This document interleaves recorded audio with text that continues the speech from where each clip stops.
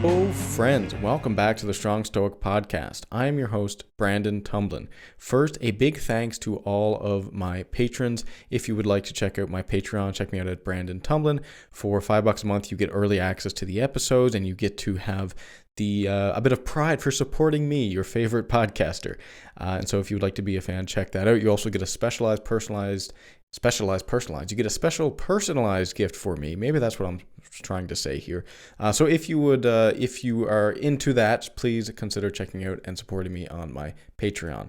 Now, let me introduce my guest. Today, I have the privilege of talking with Alex Bellemarre. Alex is an Olympic weightlifter out of Quebec, up here in Canada. He's been on the senior Canadian national team for 6 years. He holds 5 senior Canadian national records. He's a strong dude, and he's competed in the World Championships. In this episode, we talk about what it means to grow up and be one with something. Alex has been weightlifting since he was, as long as he can remember, since he was like 3, and I have something similar with music. We also talk about the importance of criticism in training, yet confidence and even overconfidence in competition, how to stay focused on your goals in life, and much, much more. So please welcome Alex Bellemarre. All right, Alex, thanks for joining me, man. Welcome. How's your day going?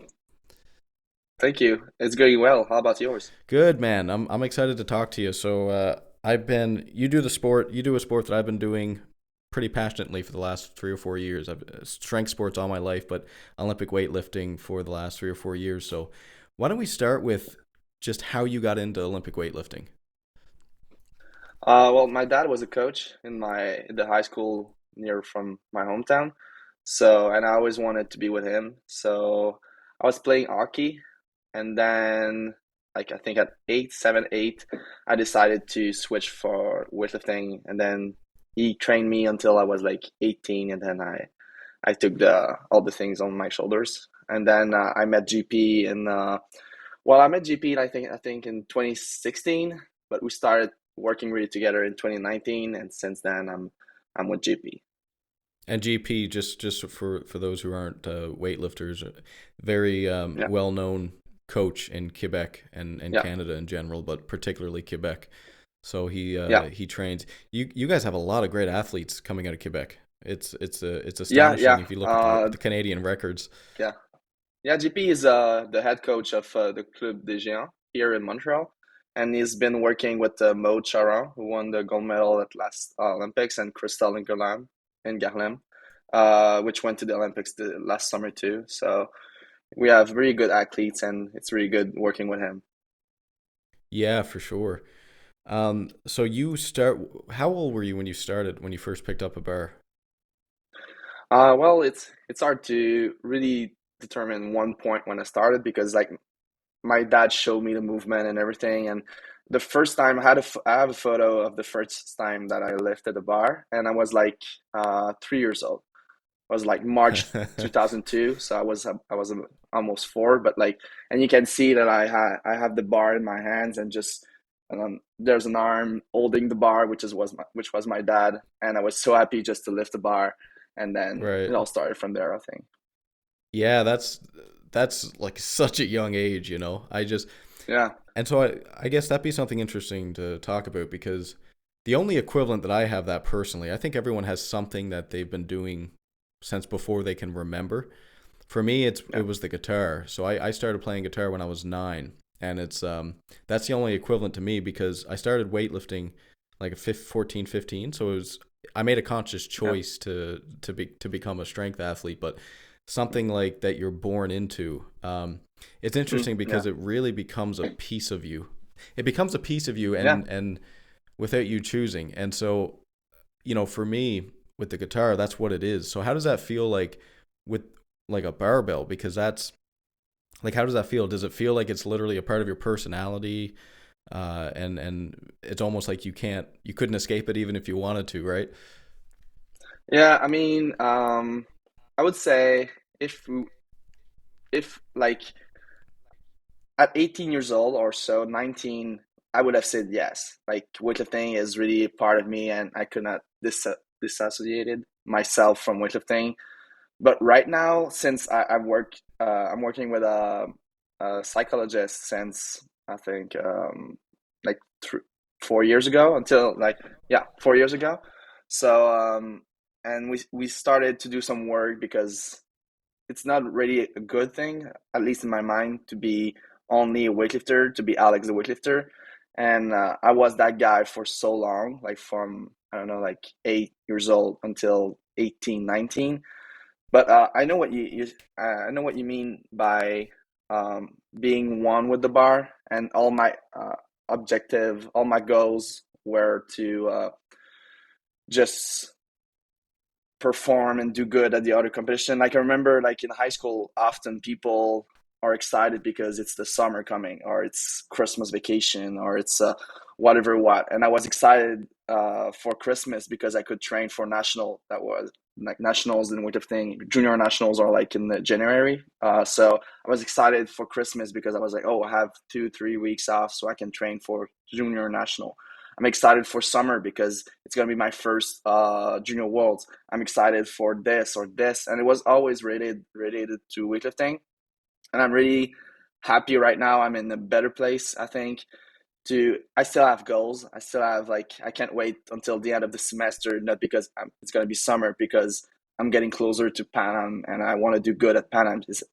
I still think that way, but I feel like I've developed other aspect of my life. Like I had a girlfriend, and it was important for me to have a good relation. I wanted to have hobbies and to read and everything. So it wasn't just weightlifting in my life. And I feel like the balance is more important than ultimately just to focus on one point. Yeah, man, I'm happy to hear that you found other stuff, other things. I know you know, we've spoken a few times now, and you seem to be really happy with where your life is, and that Yeah.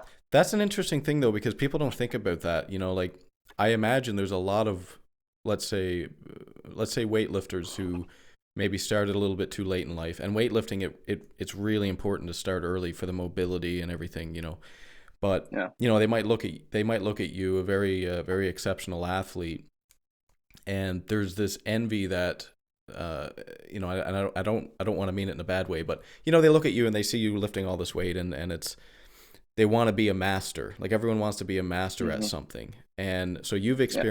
I've experienced the same thing with guitar.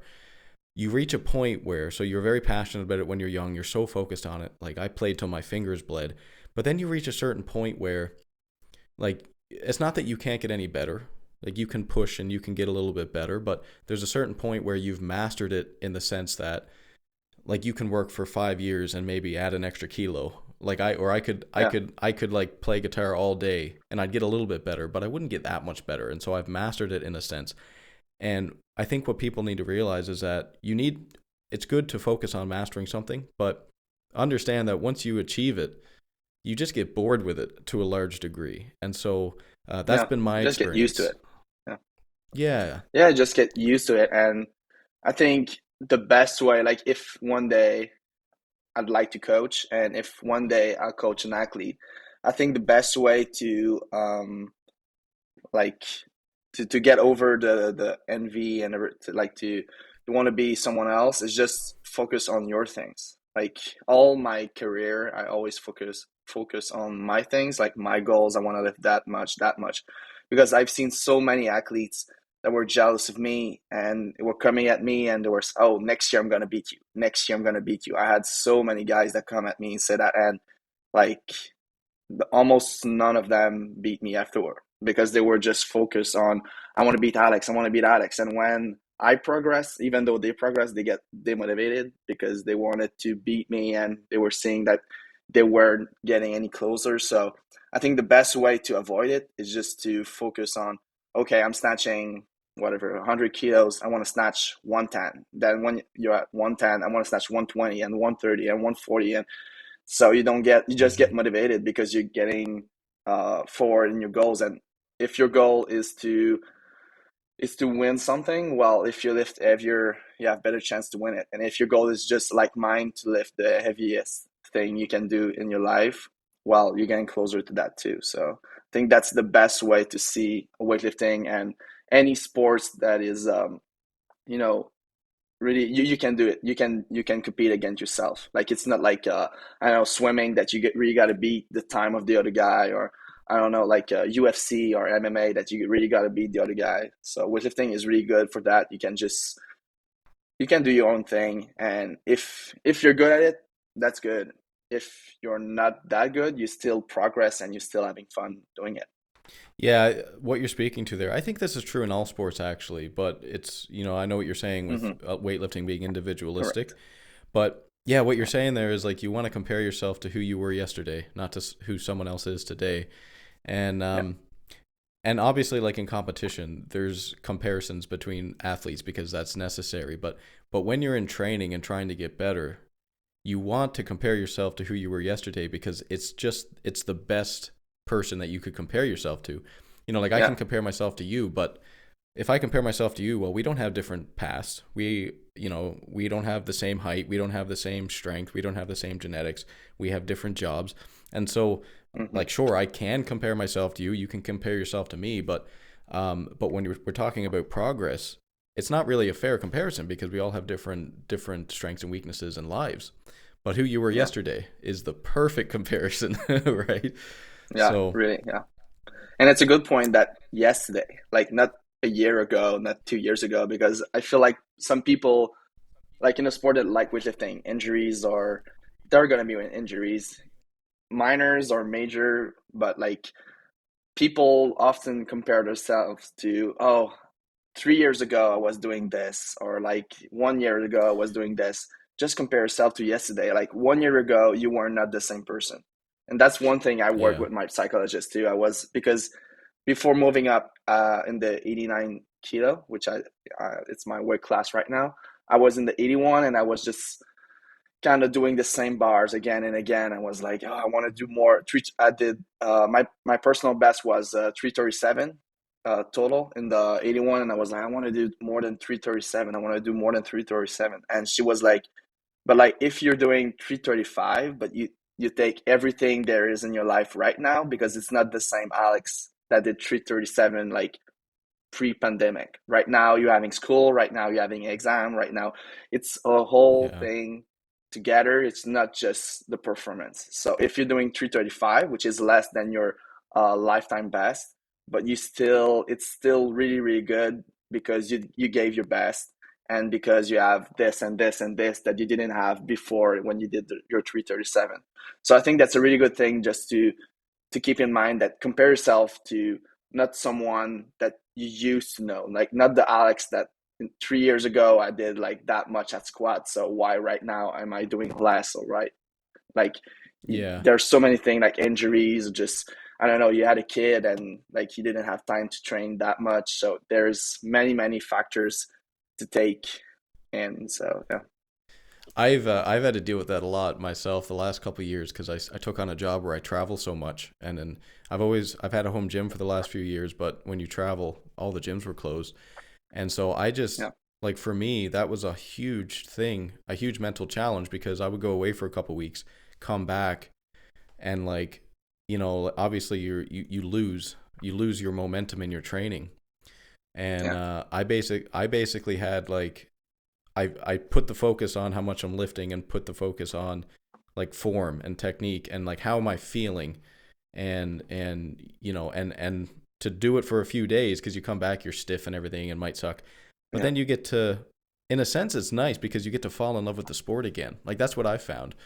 So, so you Hmm. mentioned like sometimes you go through phases in your life where you can't train as much and you Yeah. lose a little bit, but what that does is that opens the opportunity for you to not completely start from scratch again, but start again, and then you get to Yeah. Yeah. Yeah. awaken that Yeah. fire. Have you experienced that at Yeah.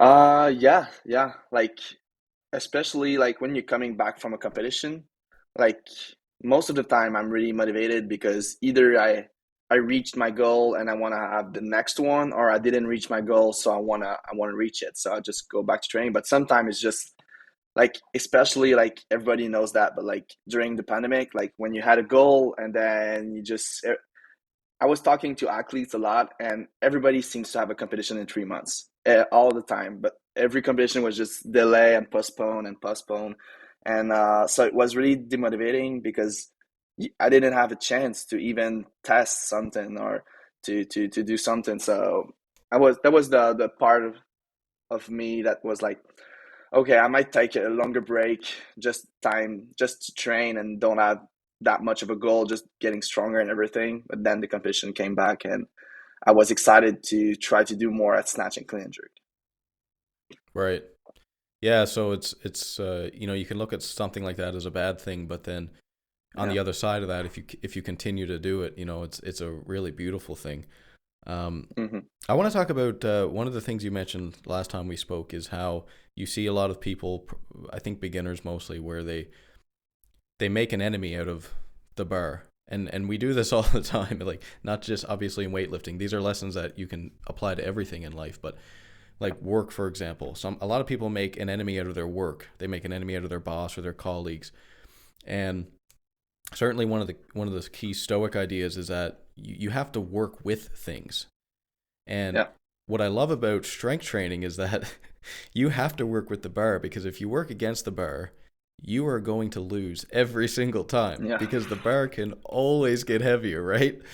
And Yeah. that's Yeah. one of the Yeah. things I love about weightlifting. So like, and you mentioned the term dancing with the bar. So like what does Yeah. that mean for you, like working with the bar as opposed to making it your enemy, and how that fits in with your philosophy and training? Yeah, it's mostly I see it at snatch because clean and jerk often if you're strong enough, even though like your bar is a little bit forward at clean, you just get it. And same at jerk, like people are really strong overhead.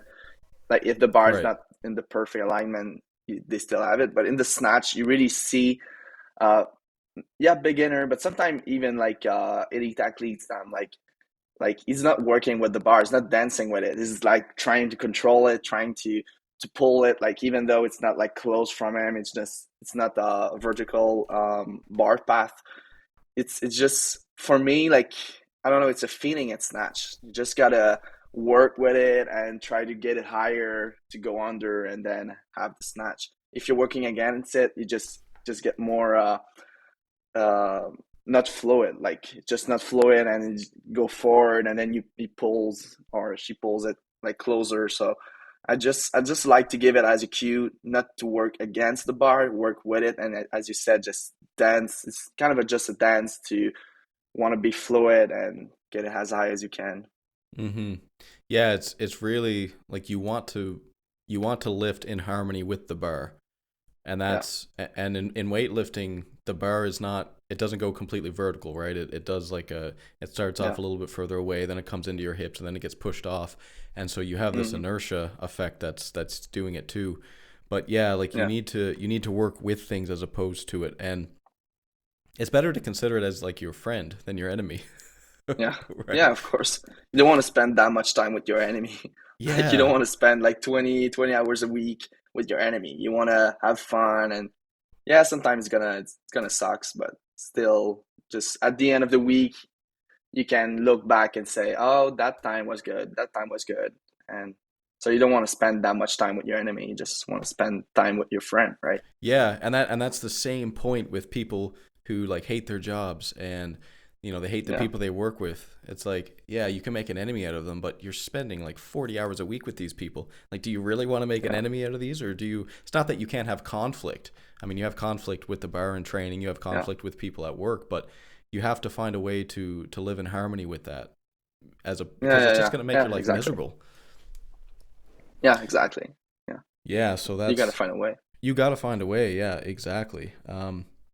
Now, in terms of like lifting, and you know, if you look at something with if you look at like an elite level athlete, it almost looks like their form is just so on point. Sometimes at the heights of competition, you'll see their form break down a little bit, right? Because you're really pushing that Hmm. boundary.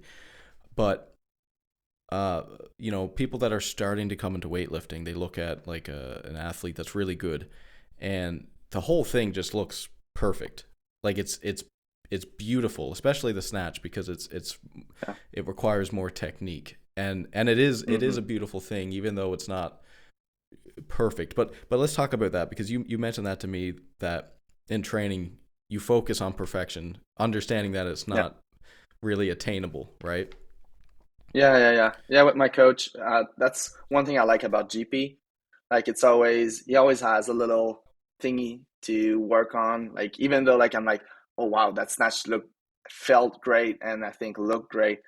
And he's like, oh, like your hips at that moment. He really has a good eye just to see the details.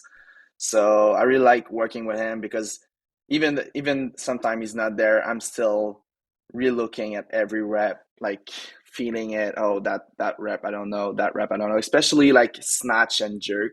As I said, like clean it's important, but like usually if your pull is good at snatch, your pull is gonna be good at clean too. And it's more of a strength thing, the clean. So at snatch and at jerk, like we often work together just to see the little details and the bar path. And like it's almost everything is in the pull. So the pull is really, really important, like especially the portion from the ground to the knees. Like if you have a good portion from the ground to the knees, often the rest is gonna be really good. So we are really working hard, and we are working with pause, like below the knees, pause over the knees, like in the hang position. Like so, we're working with pause just to try to perfect it, and then as we get closer to the competition, we just get like we worked so hard. Now it's just time to execute the thing that we want to do. So like work in perfection in training. Then when the competition is coming, try to think that you're perfect and just go do whatever you want to do. Yeah, That's so you the mentioned when philosophy that you're we're doing.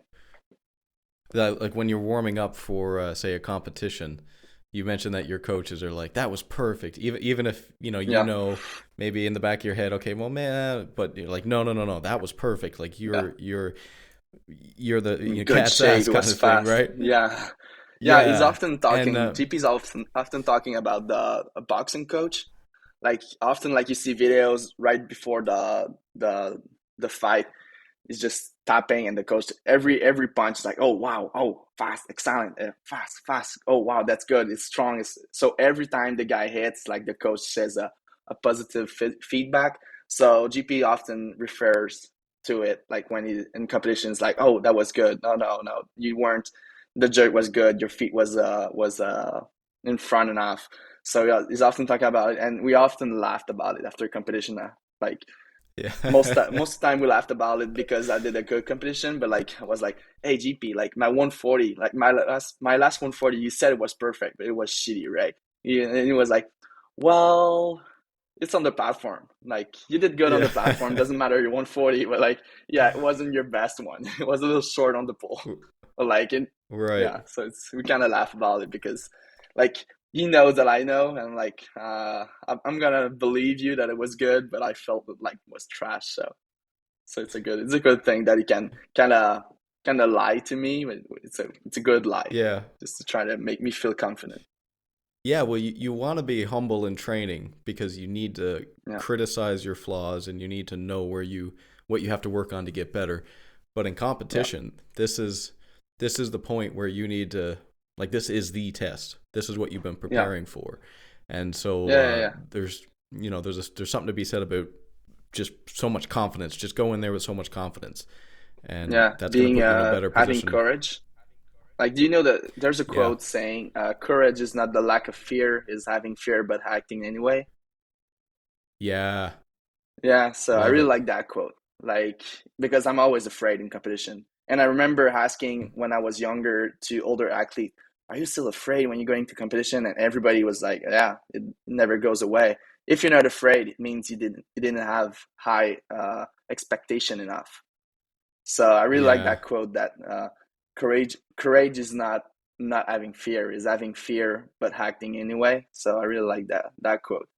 It really helps Well, not if you to, as we said with the dancing with the bar, it's almost the same thing. Like not fighting your fear, just going with it, like embrace it and just use it to get adrenaline, use it to feel very focused, use it to do the little thing that maybe in at home you don't do, but like now it's competition, so I'm just gonna stretch the day before. I'm gonna be more conscious of the little things I gotta do. So that's a good thing I think to go back on is just to embrace the fear and not fight it and be courageous when the day comes.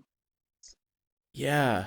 No, I love that, man. Fear is so useful. Like if you're not afraid of something that you're trying to achieve, either Yeah. the challenge isn't big enough. You're cutting yourself way Hmm. too short. It's not ambitious enough, or you're just stupid because because well, there's a You're case to not be made aware. that exactly you're not aware because there's a case to be made that Yeah. if you don't know the consequences of an action or of that sort of thing, then okay, you might not be afraid, but if you're aware and you know the consequences, the potential consequences, yeah, you're going to be afraid. And it's like you said, like you Yeah. can't even be courageous unless you're afraid. Yeah. I, Yeah. I deal with that too pretty much every day of my life, like always afraid of something I'm going after. And it's the Yeah. overcoming that. The day I stop being afraid is the day I'm starting to be worried. I need to set a bigger goal or something like that. Yeah. Exactly. Yeah. Uh, For sure. yeah. I agree with you. Um, so now your coach GP, so he what sort of things does he distill any philosophy in you at all, like in terms of training, mindset, perspective, or you have a sports psychologist for that?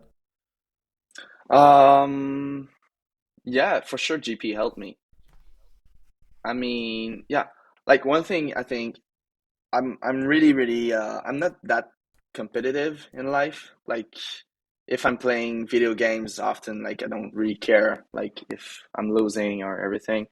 So, and one thing I think he gave me is just to not be afraid, just like it's supposed to be heavy. Like I was often worry when I started working with him. I was like often a blackout, like at the clean. I clean it and then I jerk it really fast because I was kind of Oh, blurry, fuzzy. And then he was like, "Oh, that was good." I'm like, "That wasn't good. Like it's like 10 kilos less than I'm supposed to do, and I'm fuzzy and almost missing the jerk." And he's like, "That's the sport. The sport is to lift heavy things."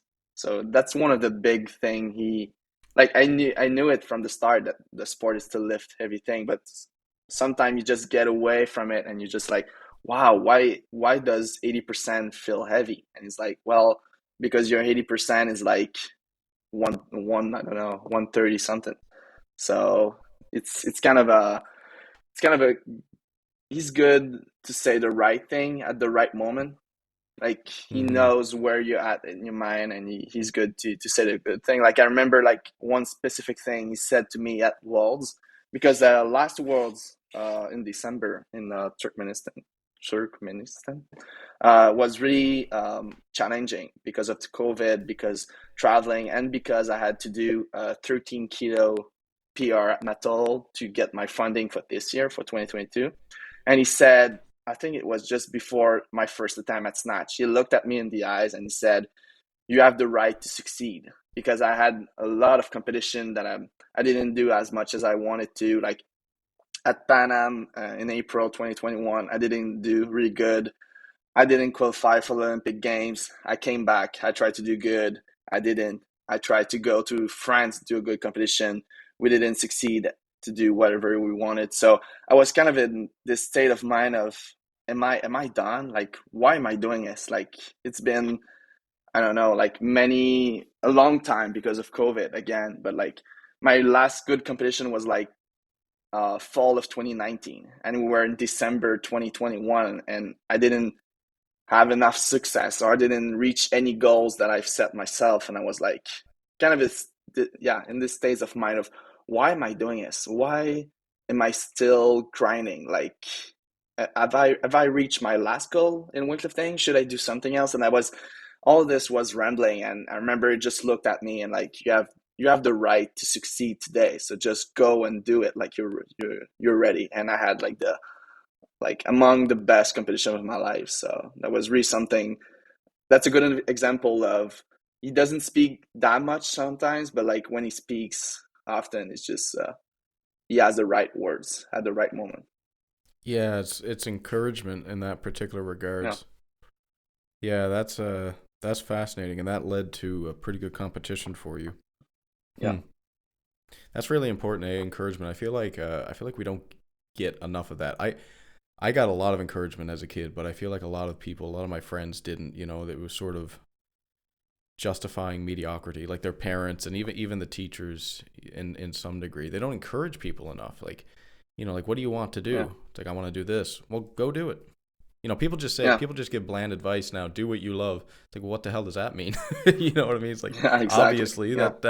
but like, but I want to do this. It's like, well, that might not be good for you, or go do this. It's Yeah. like, Because so it's encouragement is, their expectation. Yeah. It's like their expectation, and it's like, yeah. yeah, it's like if they can do it, like there's another quote, like it's if someone can't do something, he's gonna encourage you that you cannot do it too. So Yeah. I felt it like my whole life that, oh, you can, oh, you want to study in that, like it's really hard, why, I don't think you should go in that, it's too hard. Oh, you want to do weightlifting as a career, well, it's a hard path, man. It's really hard. You're gonna see it's really hard reaching that point. And I remember I was like, no, I want to do it. And I reached it, that right. I reached that point. And I was like, the same guy was like, oh, maybe you're gonna see at that point it's gonna be really hard. And then I reached it. Oh, but you're gonna see at this point it's gonna be really hard. And people trying to encourage you that it's hard, and you're gonna see you cannot do it, and until you do it, and then they set just the bar higher and higher, and just encourage me, just be like, oh, you want to study in that, like if you want to study, you can do anything, like if you Hmm. want to do that career, just work in it. And if you don't succeed to that degree in college, or you don't succeed at that goal of being professional athlete or anything, you're just gonna find something else that you like along the path. Like you didn't reach Yeah. the college degree, but you find out that, oh, that class was really great, so I'm gonna go in that path, and you just going and going. So I think it's way better to encourage someone to do whatever he wants to do. And if he doesn't succeed, he's just gonna do something else that he found along the way, than just to disencourage, as you said, and doesn't give anything to the person. Yeah, well, people put their expectations, like you mentioned, expectations on people all the time, and Yeah, particularly parents and mentors do this. Like from the moment someone finds out that they're pregnant, the couple, they start putting expectations on the child. yeah, Like even me, I'm not a father, but I hope to be someday. But I can sit down and think about having a child, and I'm already starting to put expectations on them in yeah, terms of what I want yeah. them to It's do, and hard. it's It's like, hard not to. it's Yeah, hard not to. You want the yeah. best for them, but you want the best for them in your perspective. You're not even Hmm. considering their perspective or the new world that they're going to live in. I mean, it's a different time. The Yeah, people grow up in different times, and it's hard. It's hard to have expectations on you, but I think it's also hard to not expect things from people. You know. yeah, yeah. I find it hard too. Like I have hard expectation to myself, and that's another thing that I worked with my psychologist, like to not have that much hard expectation to other people, because often it comes together. Like you're hard with yourself, you're kind of hard with other people. So that's something that I worked, like um, especially like with my past girlfriends, that like if it's not because you want to wake up early, and it's not because you want to do that before going to work, that she wants to do it. Like, so just do your thing, and she's gonna do hers. And it really helped me. But I'm still really hard with myself, and Yeah. kind of expecting people to have ambition like I have around me. So I just surround myself with people often that are really ambitious and passionate about things that they do, because otherwise it just gets me kind of annoyed that you're wasting your time. I feel like, why are you watching that much Netflix? Why have you watched every shows on Netflix, but you have only one class at university? Like, just like, don't watch that many shows and just get more classes at university. Like, it doesn't make any sense for me to take, like, what why are you doing your bachelor degree in 8 years when you could do it like in four, and do other things after, and work, and have other dreams to come true. So yeah. Yeah, I feel you, man. I struggle with that a lot too personally. And I've gotten a lot better at it over the years. I used to be really a stickler for like punctuality. Like if someone Hmm. was late to something, and I was always really early to things. If someone was late, God, I would be so frustrated. And then I had a girlfriend for about a year that was like, oh God, terrible at punctuality. And like just like terrible. I remember the worst was I think like an hour and a half. I was just waiting and I was just sitting Wow. there and but you know, I think it was in those moments that I decided like why am I having all these expectations? Like obviously there's something to be said. Like hour and a half is a long time. But Yeah. when I was sitting there through that, I remember just being like this is still my problem to a large degree, you know, Hmm. and I have to learn how to deal with this properly. And so even though it was an extreme example, you know, 10 minutes here and there, like what does it really matter? And again, like I hold myself to a high standard. I know you do as well. And it can be frustrating when people around you don't have that same standard, but maybe they have a different standard that you're not even Yeah. seeing, you know. Yeah. Yeah. So Yeah. That's you the got to thing, I consider think. this. Yeah. No, Yeah. you're right. You're right. That's I think the good way to see it. Like just you do your things, and it's not because you want to do a million things at the time that every person wants to do it. So yeah, that's a good Yeah. way to see it. Now, I want to ask you about vulnerability in weightlifting. So let's walk through the lifts just briefly for because a lot of people won't be weightlifters. So in Yeah. weightlifting what you do is the bar starts on the ground. You you do something like a deadlift. I know the weightlifting coaches are going to hound me for this, but just for people who have no experience at all with weightlifting, it's kind of like a deadlift. So you bring it up to your hips, and then you pull it up into the air, and then you go underneath it and you catch it. In the Yeah. clean, you catch it on your shoulders, in front of your shoulders. In the snatch, you catch it overhead. Yeah. And so the amount of vulnerability in weightlifting is just insane because you have this heavy ass weight. And so you're pulling it in a very aggressive yet controlled manner. And then you're getting Yeah. underneath it and receiving it. And in the snatch, you're receiving it literally over the top of your spine. Yeah. And so Yeah. even though it's statistically a really safe sport, the it's you're putting yourself in a real position of vulnerability. Yeah. Um, like how do you manage that? I know you grew up with that quite a bit, so you know you're sort of used to those positions. But like have you ever had anyone mention something like that? Like holy shit, like this weight's over your head. Like what do you how do you Yeah. feel when the weight's like overhead? Yeah. Many people have told me that over the years. Like, wow, like, aren't you afraid? Aren't you afraid of like missing it? Or I'm afraid of missing it. I'm not afraid of getting injured by it. Like, I don't think you can lift at your maximum potential if you're afraid of getting injured. Like, I feel like I don't know what image would be good. Maybe like a sport, uh, car races. Like if the pilot is afraid of losing control over his car, he's not gonna go as fast as he can. Like if Hmm. he's really confident that he can take that turn at that many, I don't know, at that speed, like he's gonna go for it. So I feel like that's the same. And sometimes people just often people just see the end result, and we just show the end result. Like I'm doing a jerk at 200. Oh my god, aren't you afraid of like getting injured?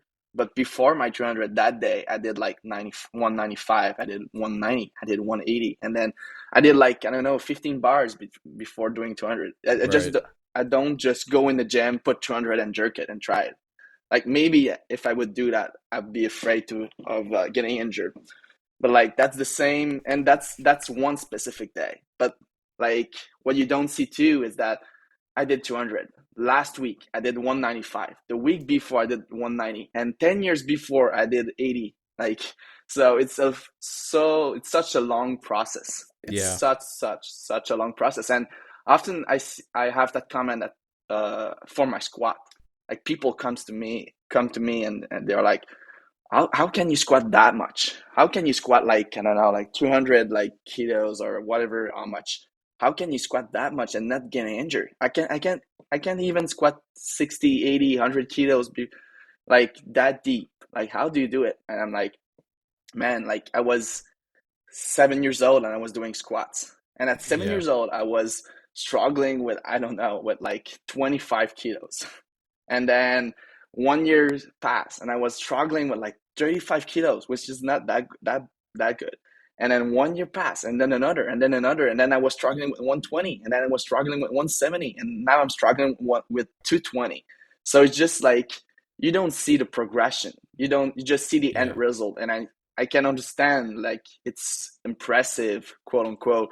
And it's something that you can't understand, like how heavy it is, but like it's the same. Right now you're struggling with a weight and your goal is just to do more and more and more, and one day you're squatting like I did this week. I posted on Instagram, I did like 245 for 4 reps back squat, and people are like, wow. And I'm like, you know what, that'd be good if I do, if I'm doing like 250. 250 would be good. And one day when I do 250, I'll be, oh, you know what, I'm not that far from 260, let's do 260, the next goal. And it's just getting higher and higher and higher. So that's how like you get to that many kilos. That was a really impressive. I did see that squat of yours. That was really impressive. Thank But you. yeah, Thank you. I liked how you zoomed out there. So like you said, okay, what did I do that day to prepare for that weight? Yeah. But then you zoom out even further and it goes back years and years and years and years of Yeah. training. And that's the road to excellence. It's Yeah. not you show up and then you jerk 200 kilos.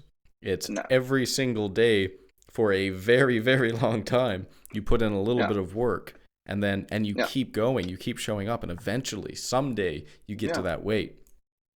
Um, Exactly. It's the same. I don't know how. I mean, we didn't have the same education, like because we're not in the same province, but it's the same. I remember like when I was starting high school, I don't know, I don't remember exactly, but like in we were doing reduction and we were writing, I don't know, like 300 words or like 500 words, I don't remember. And I remember people like they were in a few years older than me. They were saying, "Oh, I'm writing 800 words." 1,000 words. And I'm like, oh my God, I can't believe you can write that many words. I wouldn't know how to do it. And then a few years later, you're doing it and it's normal. And then you're seeing people at university, uh, like doing papers of like 30 pages. And you're like, wow, I, I wrote like 3 pages and my brain is getting, I can't believe like you're doing 30 pages, how you do it. And then a few years later, you're at university. And just because you're getting step by step and you're writing a little more and writing a little more, or just the same with reading, it's the same with everything. Just getting used to it, and small steps gets you there eventually. yeah. Yeah. And an important element to that all though, that whole process is knowing how to fail. And Yeah. so let's take the snatch for example. So you start with the weight on the ground and then you snatch and then it's overhead. Now if that weight is Yeah. off, because people might look at that, well, what if the weight drops? But as an experienced weightlifter, you think, well, I'm prepared for this. If I feel, Yeah. and you're very attuned to where the weight is in position to you, how your feet feel, Hmm. where your hips are, like you're very attuned to all this because you have so much experience with it. So even though it's a vulnerable position, you know when things feel off and you know what to do if things feel off. Yeah. And so you're Yeah. not Exactly. it's not like you just snatch and then there's Yeah. oh crap, if it's off, like I'm screwed. It's like, no, you have a Yeah. plan. And that's so important in everything you do, to have a plan for how to fail. Not that you want to fail and not that Yeah. you should think about failing all the time, but that if shit goes wrong, and it's probably going Yeah. to go wrong. I don't know any weightlifter who's never failed. What are you It's going to do impossible. when that goes wrong? Yeah. Yeah. Yeah. Yeah. And like, if I'm moving that fast to go under like 150 at snatch, I can move that fast to get like to push away the weight. Like, and if you have a little like tension in your arms, you're not just gonna wait there till the bar comes and just wait for it to hit you. You're just gonna push it somewhere and just move it. Like it's quite easy to not get hurt by the bar, and like quote unquote, because like if you're doing a bad movement, like it can hurt you, but it's quite easy not to get hit by the bar. You just push it somewhere and go the opposite direction. So Yeah. if it's kind of behind, you just push it behind and go forward. It's kind of forward, just push it forward and you go backwards. So I don't think I've ever get hit by a bar, really, really rarely. Like maybe once in like 15 years of training. So Well, the thing about weightlifting does have like one of, if not the lowest rate injury rating yeah, in like all the Olympic sports, and the reason is because if you break down a snatch, if you break down one of these lifts, there's a very finite number of positions that you're actually in, right? yeah, Like, so you can focus on getting strong in very specific positions. mm-hmm. And this is one of the things I loved about the Russian philosophy to weightlifting, because they're all about volume. You know, they're all about Yeah, you know, like if they have to be uncomfortable, they don't see it as, oh shit, I'm going to be uncomfortable. They see it as, no, this is time for me to be uncomfortable, to get yeah, used to being uncomfortable. yeah. I'm gonna spend time in That's what that you're doing. zone to get better. Yeah, Yeah, and that's such an encouraging thought though, because so many people get uncomfortable with things, right? And it sucks. It's never nice, but just yeah. stay there. Just gotta Just stop hold the the. position. Yeah, man.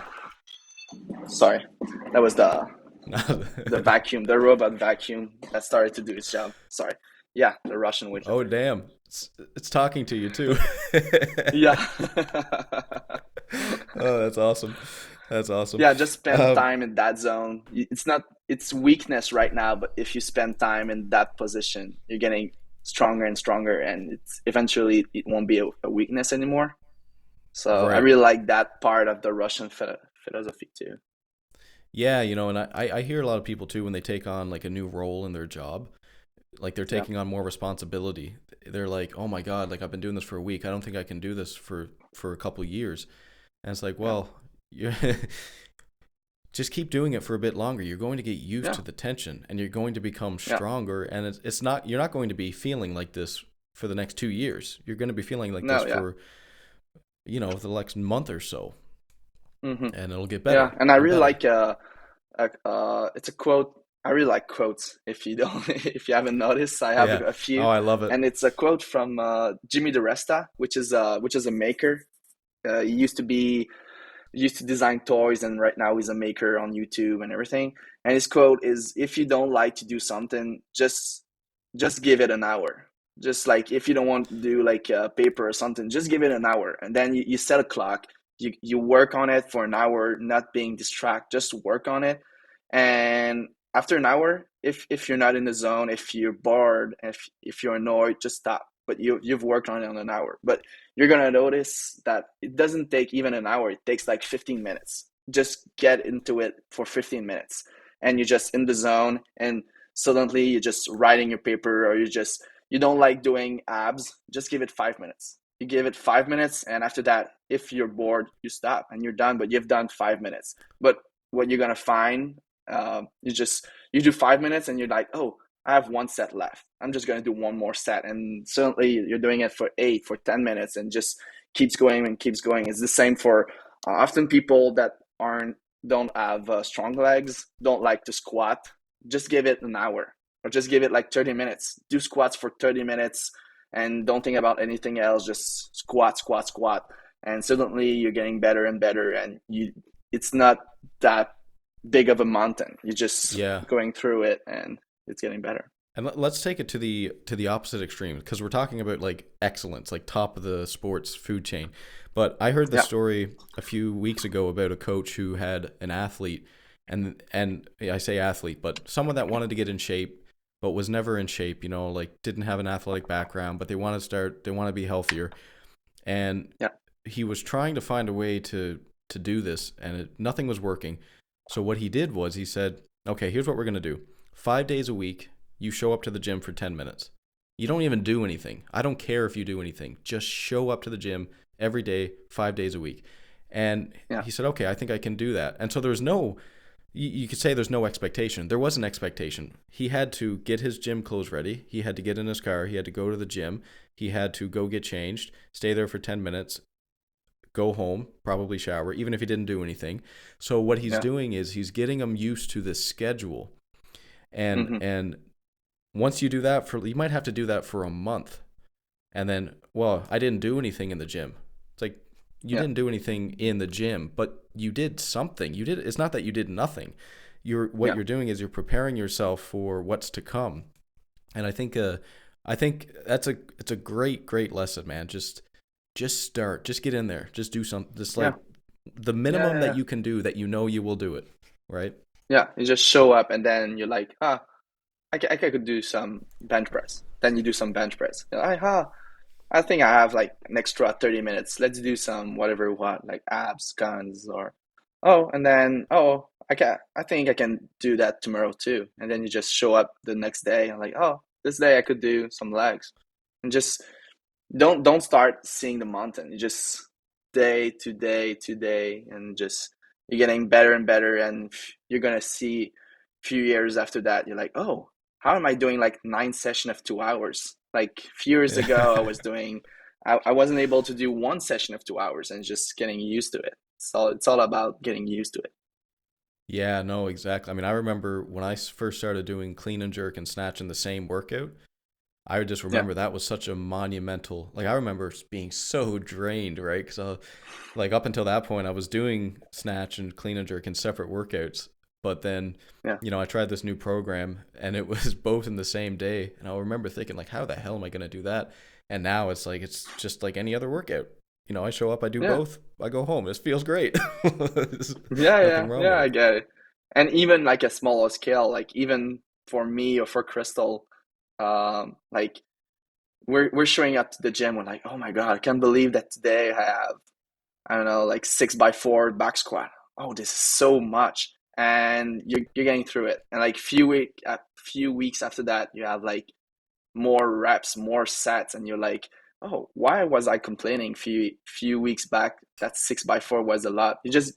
You're not used to it anymore because you're coming back from an injury, you're coming back from a competition that you did a higher intensity, so lower volume, and you're like, oh, right now this is my reality, and just get through it. And it's you, as I said, you're getting used to it, and a few weeks from there, you just don't even notice that, oh, 6x4, that's fine. It's not that big of a deal like it was a few weeks ago. So it's not always just one big mountain like one time. Sometimes you don't remember that you can do it. Like your body Right. doesn't remember that you can do it. So you just gets tired, and when you're doing like 2 times a week, 1 month later, you're fine with it. Well, I ask myself this pretty often in training when, you get tired or something and you got squats left to do. And I ask myself, because you tell yourself, you lie to yourself all the time. Oh, I can't do that. Yeah. And I've trained my brain that when I think that, I immediately say, can you really not do that, or do you just not want to? Yeah. Yeah. And then I'm like, oh shit. And then I have to do and it, and then right? you load the bar and you go. Yeah. And then it's like never the case that I cannot do it. Yeah. So I'm just Yeah. lying to Yeah. myself because I'm lazy. you know? Yeah. Yeah. That's fine. That's fine sometimes too. But like, yeah, I get what you're saying. Like, is like, can't I even can you're saying to I'm saying to myself like, can't I even squat the bar? Oh, the bar is fine. Oh, you're saying that you can't squat 60 today? Oh, let's put 60, and you just lie to yourself, and that out of a Yeah. sudden you just, oh, I'm at my top set, so that's fine. I was just lazy. I wasn't tired. Right. I was tired Yeah. and lazy. Like, Yeah. Probably a bit of both, which is understandable. yeah, But yeah, this gets back to the Russian thing. Russians would say, just do it. Just do it. Like, yeah, just keep going. Uh, Now, the last little topic I guess we'll cover here is you mentioned how important it is to really focus. The last time we spoke, not so much in this yeah, episode so far, but the last time we spoke, you mentioned how important it is to know what your goals are and to keep your focus on that. yeah, And as a young athlete myself, I was like a power lifter, and I remember comparing myself, even though I was doing powerlifting, I remember comparing myself to people that were doing other sports. Like, I yeah, might see like a boxer, and they're doing like really cool stuff, or I might see like a bodybuilder and they're like much bigger than me. And I remember being like a little jealous and a little envious and being like, holy shit, like he's here hitting the bag really fast and I can't, like I'm so slow. And Hmm. over time I realized how stupid that was, because that's not even what I was doing. It's like doing an engineering degree and comparing yourself to a lawyer. It's like you're not even in the same studio, so why are Yeah. you comparing yourself? But I feel like this is something that we do. Like, have you experienced that, or have you noticed that in athletes? Yeah, people get jealous. And as I said before, like you just focus on your things. And I feel like if there's one thing I notice between every athletes, that like it's easier to say than to do, but like just to focus on yourself and try to beat yourself is the best way not to get jealous of everybody else. Like because it's easy just to, as I said before too, just to see the end result and see, oh, that guy he squatted more than me, but was it like maybe he's doing only squats and he's not doing he can even do a snatch, and my sport is not doing squat, it's doing a snatch, you know what I mean? So it's Mm-hmm. just comparing yourself to yourself is really good. And um, just to when you have set the goal, mine is to lift the heaviest I can in my life at snatch and clean and jerk.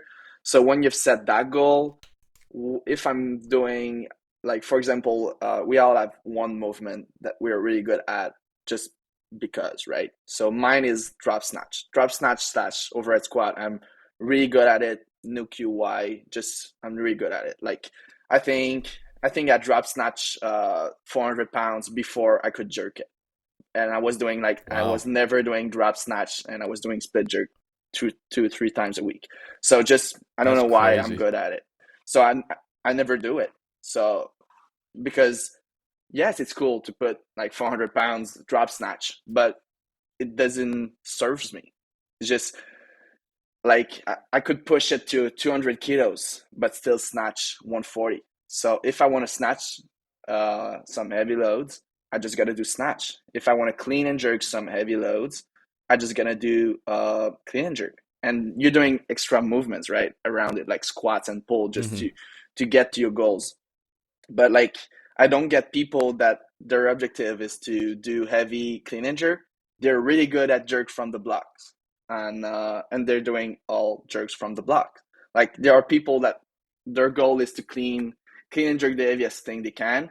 They're doing 210 kilos at jerks, or like 220, 230, and they're pushing it, but they can clean 170.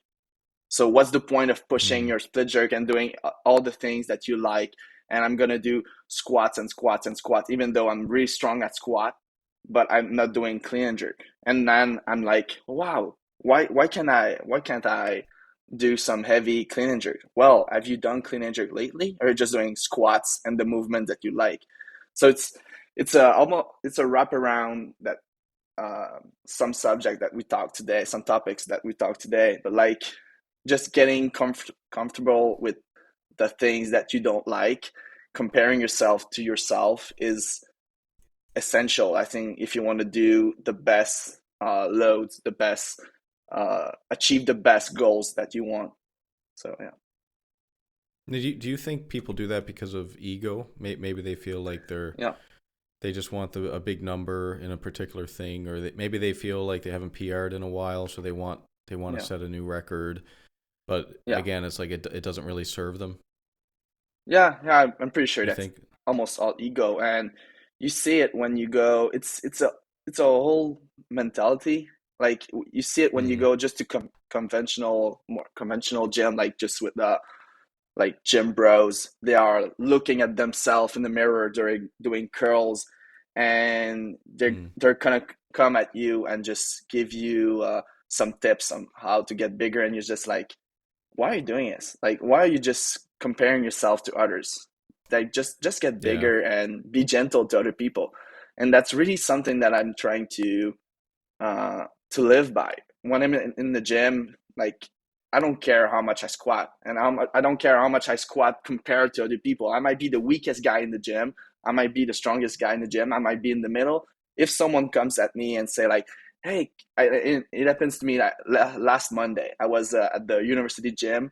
I was squatting. I was doing some heavy triple front squats, and a girl come at me and she's like, "I'm sorry to disturb you. I know that you seems busy and you're lifting heavy weights, but I I don't know how to adjust the rack." I was like, "Oh, fine." Just and then I went to help her and just lift it and just put it. So I don't care how much you lift. I don't care how big you are or how strong you are.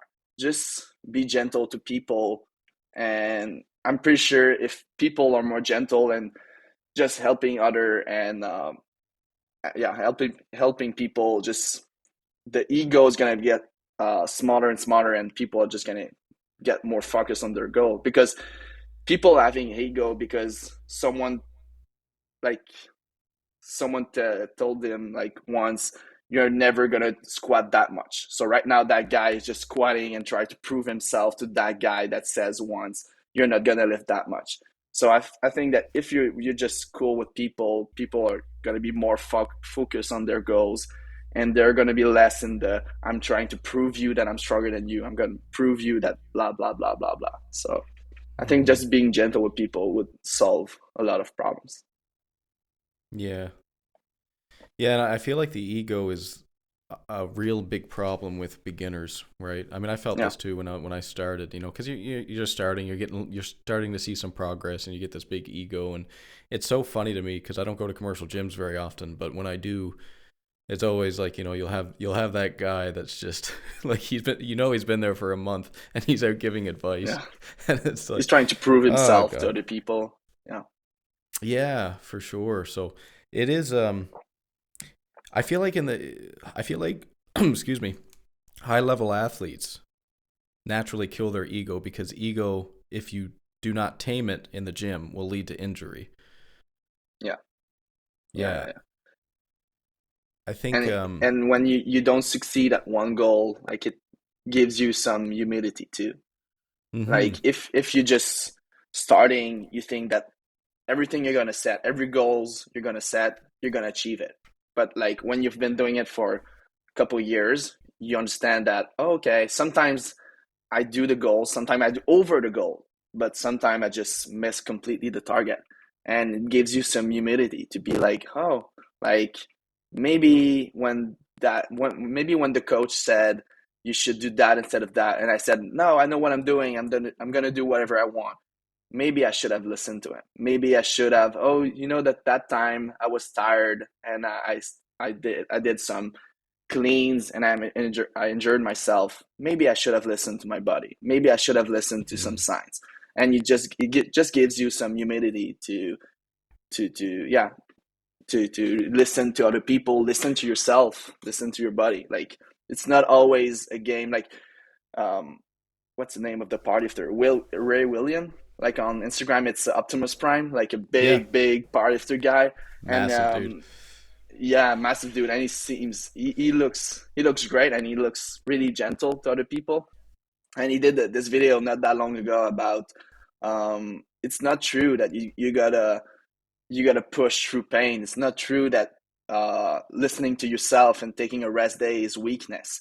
Like it's that whole thing that people are saying that you gotta push through it. You're tired in the morning, you just wake up and go do your workout and everything. Sometimes it's okay just to just listen to yourself and be like, you know what? I'm gonna take a little rest. And you take a little rest, and the next day you PR, and you're like, wow, I'm sure I would not have Mm. PR if I would have trained in the morning like I was supposed to.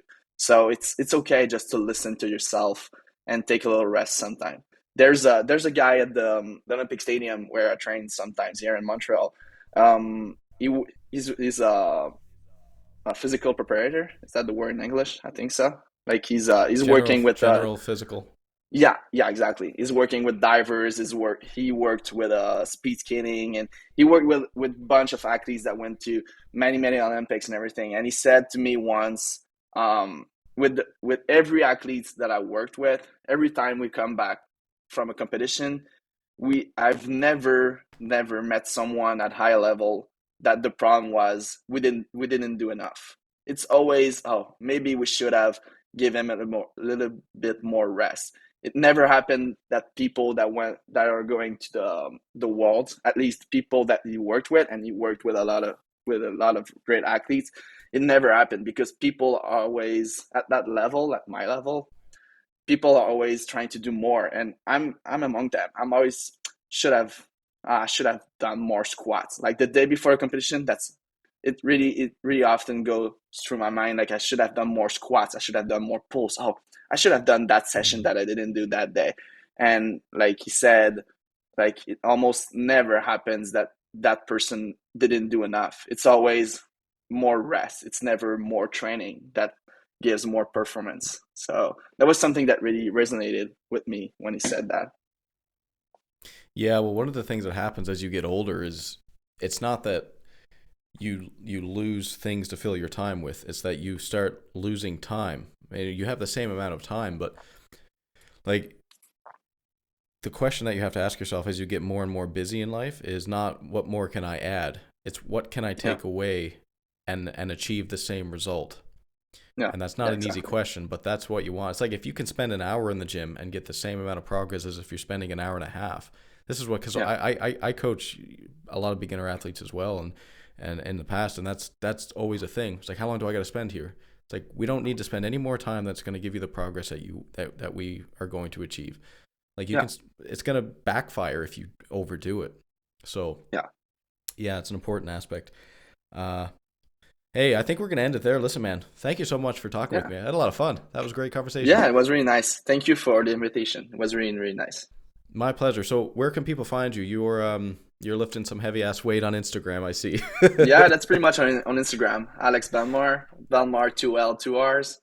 So yeah, it's pretty much. I post sometimes some jokes on my stories, some photo or video of my pug that is sleeping right now, and he's sleeping like 18 hours a day. So I often post some photos of him, and some heavy air quotes, like some loads that I lift that are kind of heavy. They're kind of heavy, yeah. I think they're pretty heavy. And what's coming up? What's the next thing you're excited about? I have nationals in May in Vancouver, not Vancouver, in Killaloe. I think I pronounced it right, in BC. I'm really excited about it because I had last competition was in December, so I had like almost 6 months of off season to take some weight and get bigger as of 89. So I'm really excited to see how much I've progressed. I have Pan Ams in May in July, sorry, and the Olympic qualification for Paris 2024 starting next fall in China, I think, in the World Championship. So that's the ultimate goal this year is to get ready for the World Championship in December in October, I think. So it's really the ultimate goal to get in really, really good shape to do a really good first Olympic qualification. Nice, man. Hey, I wish you all the success in the competitions. Thank you. I'll be watching you closely. I'll be happy to have a little chat with you afterwards and see how things change. That's awesome. Cool, brother. Well, thanks so much again. Until next time. Thank you. Bye. Bye, everyone.